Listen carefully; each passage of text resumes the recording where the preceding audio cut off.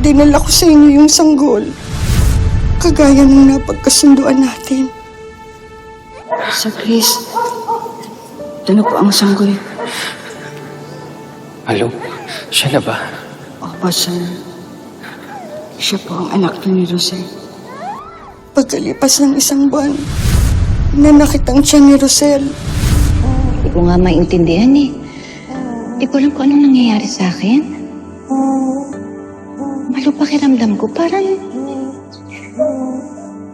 may gumagalaw pa rin dito sa tiyan ko. Rosel!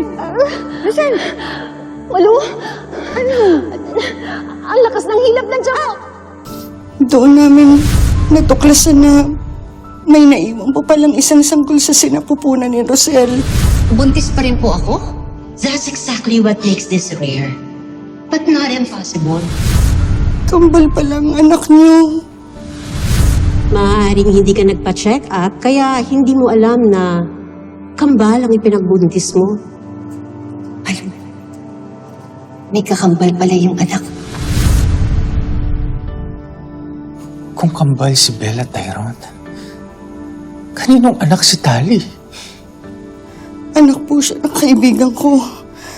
Ipinalit ko yung bata para isipin ni Rosel na siyang kakambal ni Tyrone. Pero, iba yung sinabi niyo sa akin ni Omar. Ang sabi niyo sa akin, patay na yung anak namin ni Rosel. Yun ang sinabi niyo eh. Yun pa rin naman po ang alam ni Rosel.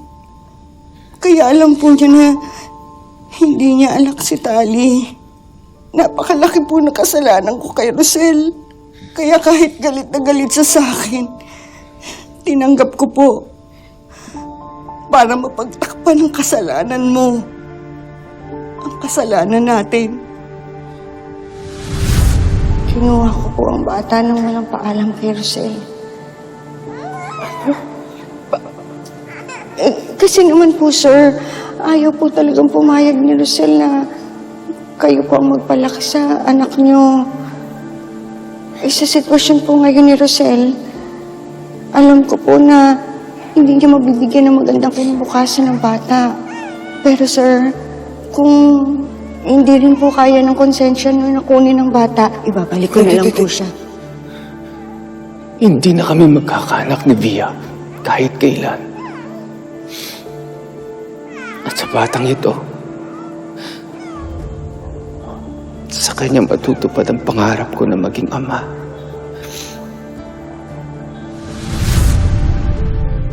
Bakit? Bakit hindi mo sa akin sinabi to? Na may kakambal pala si Bella. At si Tyrone pala ang anak ko. Bakit hindi mo sinabi? Bakit?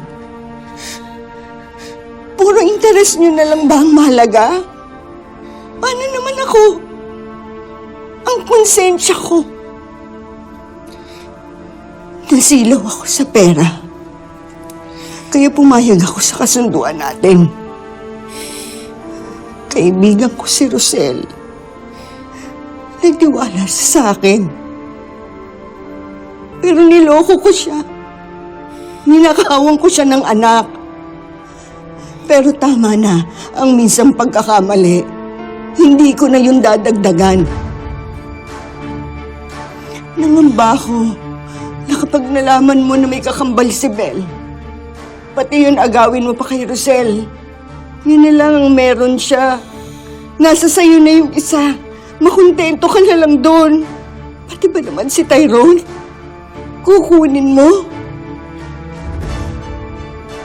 Pero anak ko si Tyrone. So ano, Sir Chris? Tama nga ako? Aagawin mo rin si Tyrone ngayong alam mong anak mo siya? Kukunin mo rin siya kay Rosel?